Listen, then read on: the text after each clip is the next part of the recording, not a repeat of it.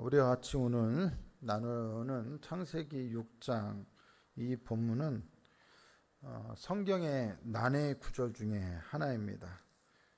창세기 6장 2절에 나오는 그 내용, 하나님의 아들들과 사람의 딸들에 대한 이야기가 굉장히 해석이 분분하고 쉽게 결론을 내리기 어려운 바로 난해의 구절입니다. 창세기 6장 2절에 나오는 이 하나님의 아들들은 도대체 누구일까요?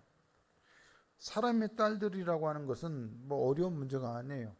사람들의 뭐 아들도 있고 딸들도 있고 그건 문제가 아닌데, 문제는 이 하나님의 아들들이 누구인지, 이들이 사람의 딸들을 아내로 삼았다. 어떻게 이해를 해야 할까요? 이 부분에 대해서 아주 오래전 초대교회 교부 시절부터 지금까지 명확하게 이게 맞다라고 결론 내릴 수 있는 게 사실은 없습니다. 다양한 해석들이 오가고 있는데, 먼저 이 하나님의 아들들에 대한 가장 주요한 해석이 네 가지가 있는데, 가장 먼저는 이 하나님의 아들들을 초자연적인 존재로 보는 견해입니다. 즉 천사들로 보는 것이죠.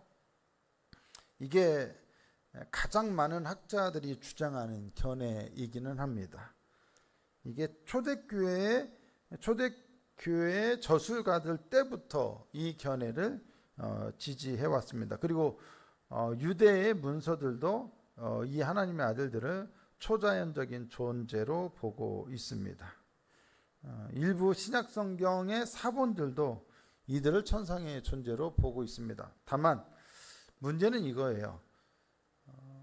천상의 존재가, 초자연적 존재가 육체를 가진 인간과 어떻게 관계를 맺을 수 있느냐는 거예요. 그들과의 관계 속에서 어떻게 자녀를 낳을 수 있느냐는 거죠. 이게 뭔가 아직 풀리지 않는 이 견해의 문제점입니다. 이 의견에.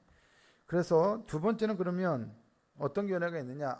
이 하나님의 아들들은 당시에 힘을 가진 권력자들이다. 통치자들이다.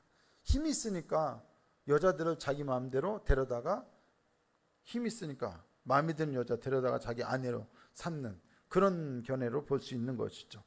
여기서 하나님으로 번역된 이 히브리어 엘로힘을 하나님으로 보지 않고 위대한이라는 뜻으로 해석을 하면 이 사람은 하나님의 아들들이 아니라 위대한 아들들이 되겠죠. 그러면 힘을 가진 권력자들을 가리키는 것으로 볼 수 있어요. 그리고 이 견해가 어느 정도 또 타당한 이유는 고대 근동 세계에서 왕을 신이나 신의 아들로 여겼던 문화를 반영을 할 수 있다는 것이죠. 근데 문제는 구약 성경에서 왕을 신의 아들로 표현한 것이 드물고, 또 왕족들의 죄가 있다 한들 그 왕족들의 죄가 과연 온 세계에 홍수 심판을 가져올 만한, 그러한 홍수를 불러올 만한 원인이 되겠느냐. 지금도 사실 권력자들이 세계 곳곳에서 얼마나 많은 잘못을 저지릅니까? 권력을 오용하고 남용하는 일이 있습니까? 그것 때문에 그 사람들을 심판하는 건 당연한데 그것 때문에 전 세계를 심판한다? 그러면 조금 너무 지나침이 있지 않겠느냐. 그래서 일면 타당한 면도 있지만 전체 홍수의 심판의 원인으로 보기에는 너무 좀 지나친 면이 있다라는 문제점이 있죠. 세 번째는 그러면 이 하나님 아들들이 누구냐? 경건한 셋의 후손이다. 셋. 아담이 낳은 이제 세 번째 아들 셋. 이 견해는 하나님의 아들들을 경건한 셋의 후손으로 보고 사람의 딸들은 경건하지 않은 가인의 후손으로 보는 견해입니다. 초대 교부 중에도 이러한 견해를 주장한 사람이 있었어요. 근데 문제는 좋은데 경건한 사람과 경건하지 않은 사람의 잘못된 만남으로 볼 수도 있는데, 문제는 성경 어디에도 셋의 후손을 하나님의 아들들로, 가인의 후손을 사람의 딸들로 설명한 구절이 없다라는 난점을 갖습니다.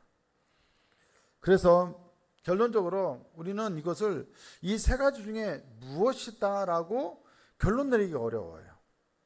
그러면 어떻게 우리가 이 표현을 이해해야 하느냐? 이렇게 하나의 상징적이고 비유적인 표현으로 볼 수 있지 않겠느라고 우리가 결론을 내릴 수 있을 것 같아요. 그러니까 하나님의 아들들이 누군지는 몰라요. 사람의 딸들도 누구를 지칭하는지는 정확하게는 알 수 없지만 하나님의 아들들과 사람의 딸들의 만남을 결코 있을 수 없는 일이 일어나고 있다는 것을 비유적으로 표현한 것이라고 볼 수가 있다는 것이죠. 좀 적절한 비유가 될지 모르겠는데, 그러니까 초자연적인 존재와 우리 인간의 만남이 부적절한 것이라는 얘기는 쉽게 말하면 사람과 짐승의 만남이 부적절한 것만큼이나 부적절한 것을 표현하는 비유적인 표현이다, 이렇게 이해를 하실 수 있다는 것이죠. 그러니까 이거는 뭐냐, 당시에 홍수라고 하는 어마어마한 심판이 일어날 수밖에 없었던 당시에 극도로 타락한 당시의 영적인 상황을 표현하기 위한 비유적 상징적 표현으로 볼 수 있다라는 얘기입니다.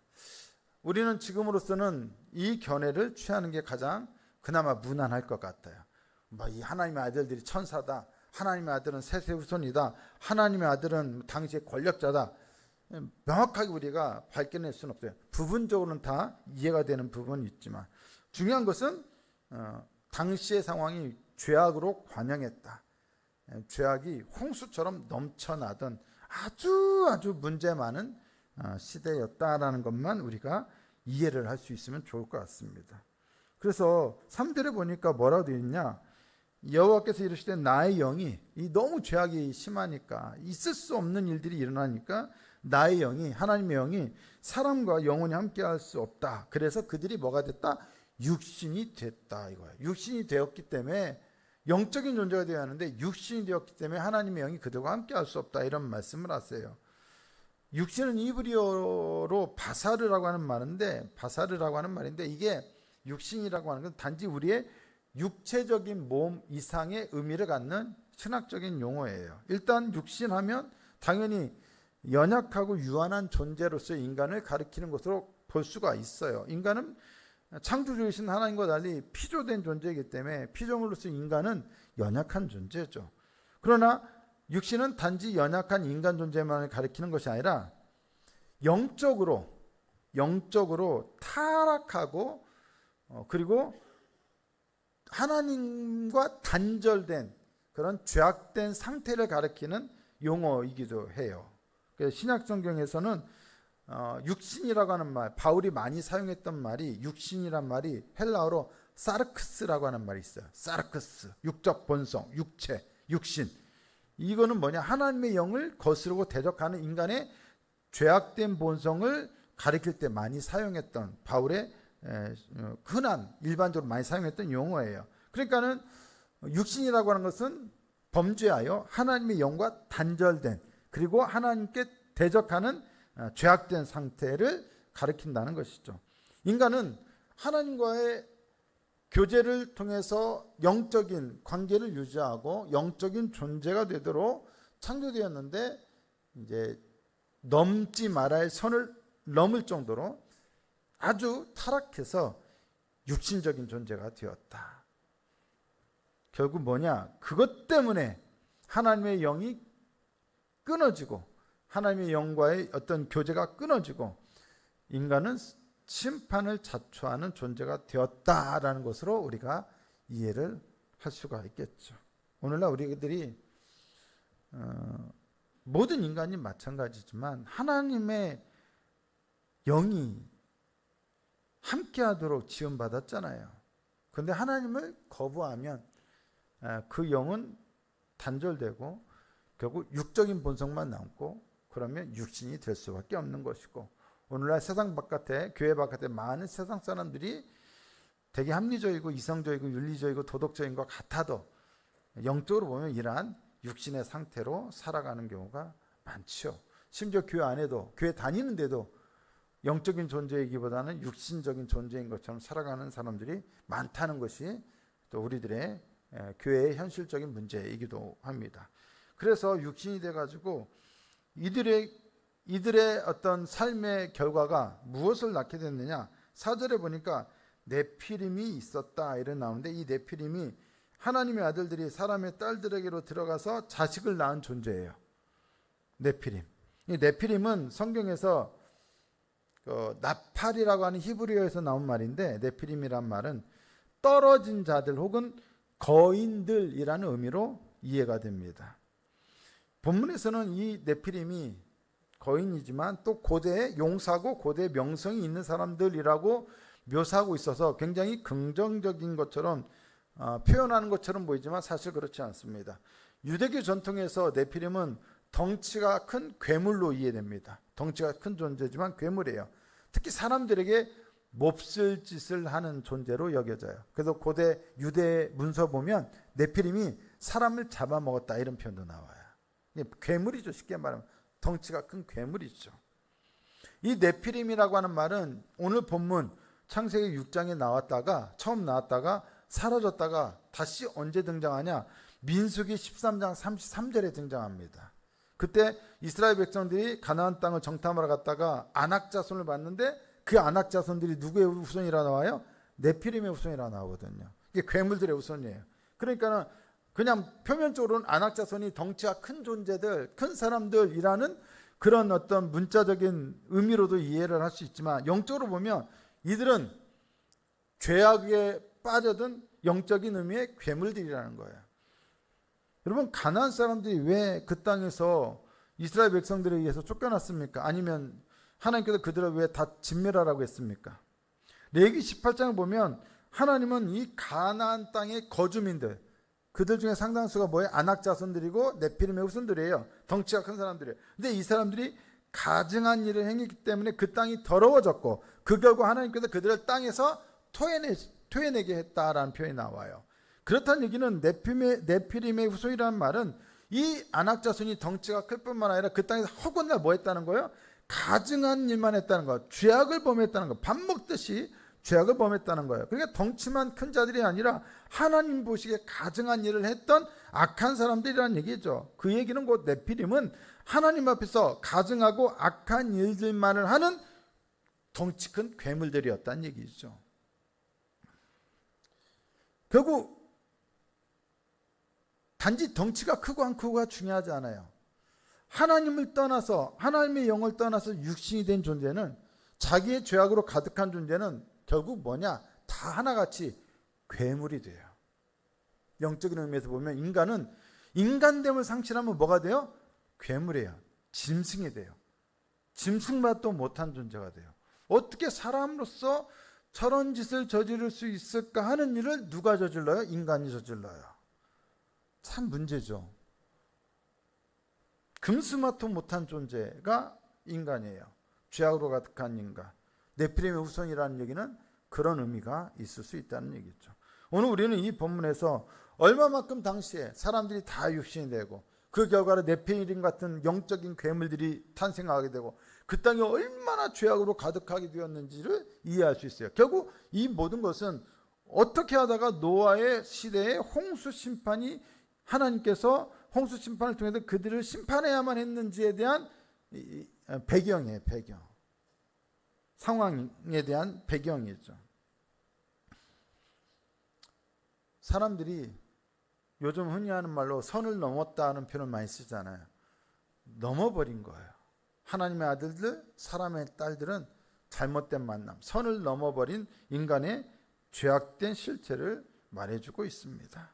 그리고 만약에 이 하나님의 아들들을 영적인 존재, 초자연적인 존재로 이해할 수 있다면, 이 세상의 악이 단지 인간의 죄성에서만 비롯된 것이 아니라 초자연적인 악의 세력과도 연관되어 있다는 것도 우리가 생각해 볼 수 있겠죠.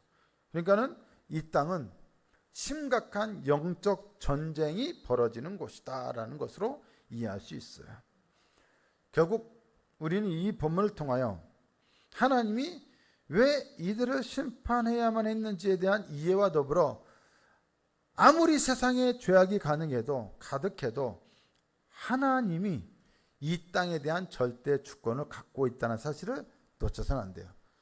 필요하다면 하나님은 이 땅을 다시 심판하셔서라도 정결케 하려고 하는 능력과 의지와 주권을 갖고 계셔요. 그 가운데 딱 한 사람만, 모두가 죄악으로 물들어 있을 때요, 모두가 죄악의 홍수 속에 다 휩쓸려 갈 때 딱 한 사람, 누구요? 노아만 여호와께 은혜를 입었다. 결국 노아를 통해서 새로운 시대를 다시 시작하시겠다라고 하는 암시가 여기에 나타나고 있죠. 우리는 이 본문을 통해서 무엇을 깨달아야 하느냐? 우리 인간의 죄악의 심각성, 그리고 그에 비해서 하나님은 얼마나 거룩하신지, 그리고 구원 역사를 이루시기 위한 하나님의 주권이 얼마나 강력하게 여전히 그 죄악이 가득한 가운데서도 시행되고 있는지에 대한 이해를 가질 필요가 있습니다. 이 이야기에 담긴 의미는 다시 창조 세계를 위한 하나님의 질서가 흐트러져서 재앙이 찾아왔고 하나님이 다시 심판하신다는 것입니다. 이렇게 금지된 경계를 넘어서는 것이 바로 죄의 증상이라는 것입니다. 창세기 6장은 사태가 얼마나 심각해졌는지를 우리에게 알려줍니다. 죄악이 인간 삶의 목을 조르고 있었던 것입니다. 죄악은 인간성을 상실하게 만들고 인간성을 상실한 자들은 다 하나같이 네피림과 같이 괴물이 됩니다. 괴물로 가득한 세상은 그야말로 지옥이 됩니다. 하나님께서 심판하지 않으면 안 되는 세상인 것이죠. 죄악의 홍수 상태가 되어버렸습니다. 우리는 이 본문을 보고 그래, 세상은 참 죄악으로 가득해, 나빠, 하나님 심판해야지. 여러분, 남 일 보듯 다른 사람 일 보듯 보아서는 안 돼요. 그 죄악이 세상에 가득한 것은 분명한데 세상에 가득하기 전에 어디에 먼저 가득해요? 어디에 먼저 가득해요? 우리의 심령 속에 가득하다는 거예요. 우리의 심령 속에 가득한 죄악 때문에 세상이 죄악이 가득하게 된 거예요. 예수님께서 말씀하셨잖아요. 어찌하여 형제의 눈 속에 있는 티는 보고 내 눈 속에 있는 들보는 깨닫지 못하느냐. 꼭 우리들이 그럴 때가 있다라는 거예요. 세상이 얼마나 악한지는 알아요. 문제는 우리가 그들보다 더 심한 범죄는 저지르지 않았을지 몰라도 우리 속에도 죄악이 가득하다는 점을 우리가 놓칠 때가 많다는 거예요. 우리가 예수 믿는다는 이유로, 교회 와서 예배 드린다는 이유로, 말씀을 안다는 이유로, 말씀을 읽었다는 이유로, 기도했다는 이유로 마치 나에게는 죄가 하나도 없는 것처럼 착각한다면 그거야말로 그가 죄인이라는 분명한 증거예요.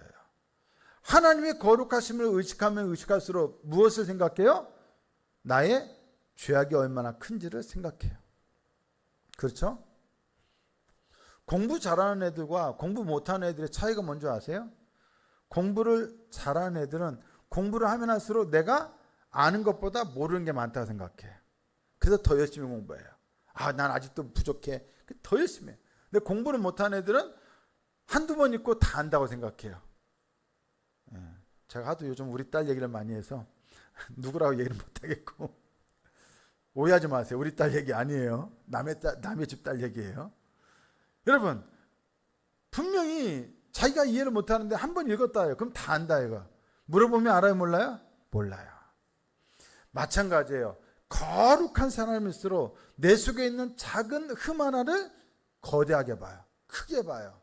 근데 거꾸로 거룩하지 않은 사람일수록 내 속에 있는 커다란 죄악도 아주 사소하게 봐요. 우리가 흔히 내로남불이라는 말을 많이 쓰는데 우리 그리스도인들이 그럴 때가 많아요. 내가 하면 로맨스고 남들이 하면 다 불륜이에요. 근데 우리가 남들이 하는 불륜을, 사실 영적인 불륜을 우리가 이미 하나님 앞에서, 주님 앞에서 범할 때가 굉장히 많다는 거예요. 우리 스스로가 죄인이라는 사실, 죄악의 홍수 사태는 이미 세상에서 일어나기 전에 내 영혼 속에서 지금 일어나고 있는 일이라는 것을, 영적인 현실이고 실제라는 사실을 인정하지 않으면 세상의 죄악을 막을 길은 없다라는 거예요. 이 나쁜 놈들, 그런다고 죄악이 해결되지 않아요. 내가 나쁜 놈이에요. 내가 나쁜 놈. 내가 영적으로 죄인이에요. 하나님 앞에서. 히브리서에 12장 4절에 이런 표현이 나와요.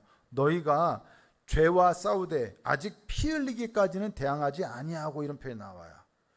여러분, 우리는 죄와 싸워야 돼요. 대항하여. 근데 어느 정도까지요? 피 흘리기까지.